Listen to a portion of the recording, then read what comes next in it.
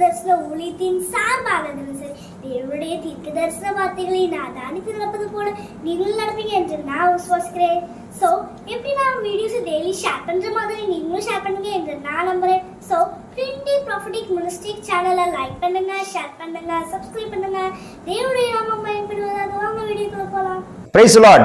Turn the book of Proverbs chapter 13 verse 1. நீதிமொழிகள் 13:1 கர்த்தர் உங்களோட பேச விரும்புகிறார். நல்லா இருக்கீங்களா? God bless you. இன்னைக்கு இந்த மார்னிங் இந்த மெசேஜ் முடியறதுக்குள்ள ஒரு அற்புதம் நடக்கட்டும். இந்த நாள் முடியறதுக்குள்ள ஒரு அற்புதம் நடக்கட்டும்.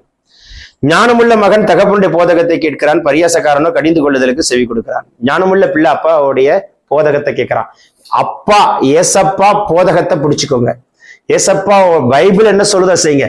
பைபிள் நோன்னா நமக்கு நோ, பைபிள் எஸ்னா நமக்கு எஸ். வேத வசனம் என்ன சொல்லுகிறதோ அதை செய்யுங்க. இந்த வசனத்துக்கு புறம்பா யார் என்ன சொன்னாலும் கேட்காதீங்க. வசனத்துக்கு புறம்பா யார் என்ன சொன்னாலும் ஏற்றுக்கொள்ளாதீங்க. வேத வசனத்தை உறுதியை பிடியுங்கள். வேத வசனம் சொல்லுகிறதை ஏற்றுக்கொண்டு நடங்க. உங்களுக்கு ஜெயம் உண்டாகும். ஞானமுள்ள மகன் தகப்பனுடைய போதகம். நல்லா தாவீது தன்னுடைய மகனாய் இருக்கிற சாலமோனுக்கு தெளிவாய் சொன்னார், யோவா பலிபீடத்தின் கொம்பை பிடித்து கொண்டாலும் அவனை விட்டு விடாதே. அபியத்தார் அவன் ஆசாரி ஊழியத்திற்கு அவன் தகுதியற்றவன் அல்ல, அவன் வயல்வெளிக்கு அனுப்பிவிடு. அதோனியாவை முடித்து விடு. சிமையு எருசலேமில் இருக்கட்டும், எருசலேம் விட்டு வெளியே வந்தால் அவன் கதையை முடித்து விடு. இப்படி எல்லாம் சில அப்பா தன் மகனுக்கு கொடுத்த போதகங்கள். அதன்படி செய்து முடிக்க மகனும் செய்தார். அதே போல தகப்பனை கொண்டு கட்ட வேண்டும் என்று ஆயத்த மகனை கொண்டு கத்தர் கட்டும்படி வைத்ததை அழகாய் எல்லாவற்றையும் ஆயத்தப்படி வைத்த தகப்பன். எவ்வளவு நல்ல தகப்பன் பாருங்க.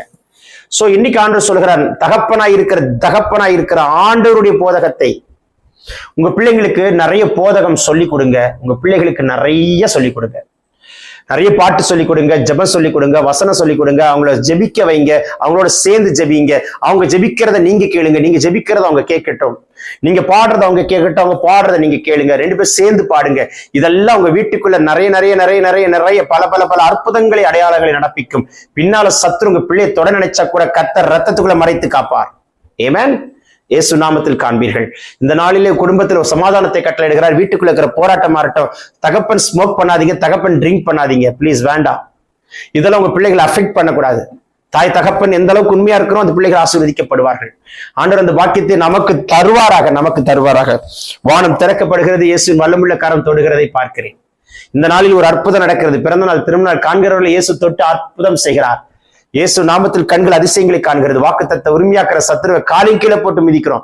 நாங்க சிறுகணும், நீங்க பெருகணும். இந்த நாள் முடியறதுக்குள்ள ஒரு அற்புதத்தை கர்த்தருடைய பிள்ளைகள் நீங்க சாட்சி சொல்வீங்க. சாட்சி சொல்லுங்க, சாட்சி சொல்ல வைப்பார். கர்த்தர் அற்புதத்தை செய்கிறார். Take this prophetic word. Amen. God bless you. Have a blessed day. கர்த்தர் உங்களை ஆசீர்வதிப்பார்.